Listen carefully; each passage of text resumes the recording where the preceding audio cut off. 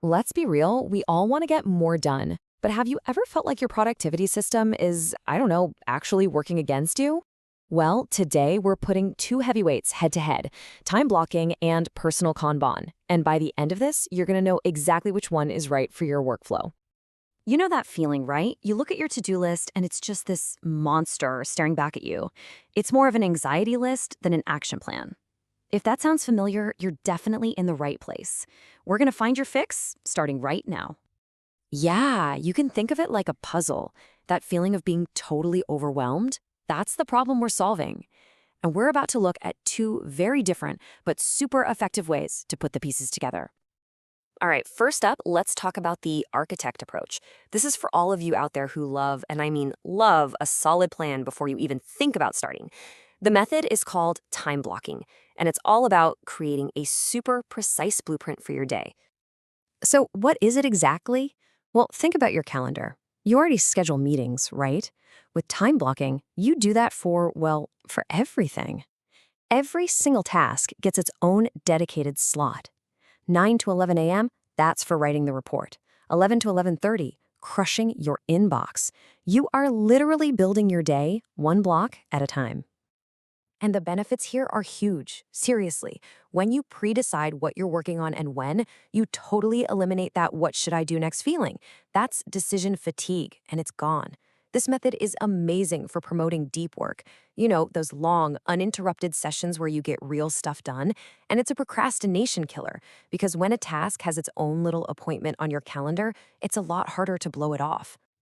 Okay, but it's not all sunshine and perfectly scheduled days, right? The architect's greatest strength, that rigid structure, can also be its biggest weakness.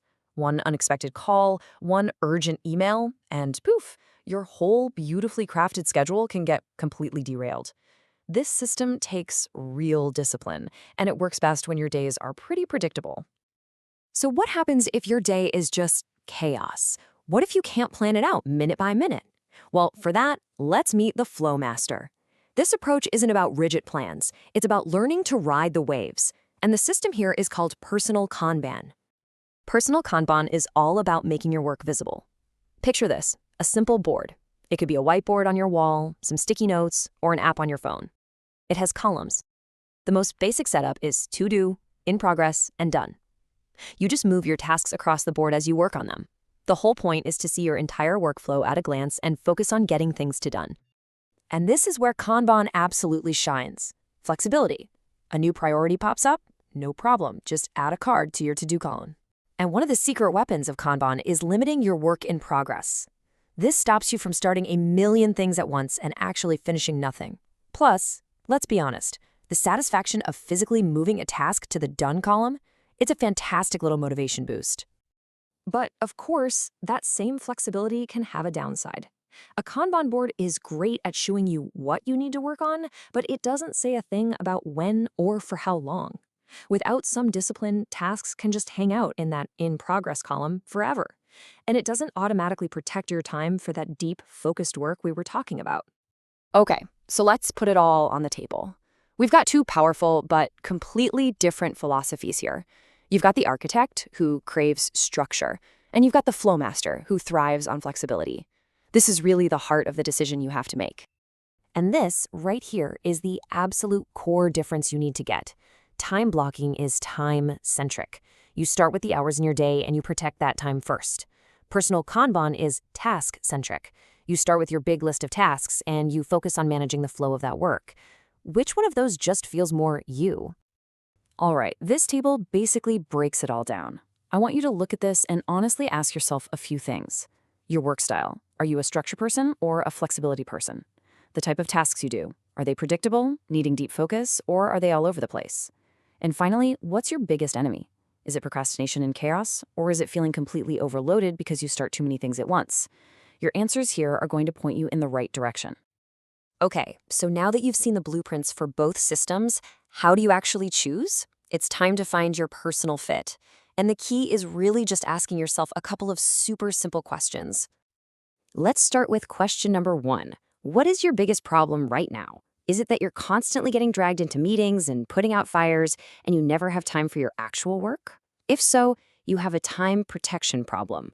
Or do you have the time, but you're just drowning in a sea of tasks and have no idea where to start? That's a workload management problem. And question number 2 is all about your day-to-day reality. Are your days generally predictable? You kind of know what's coming?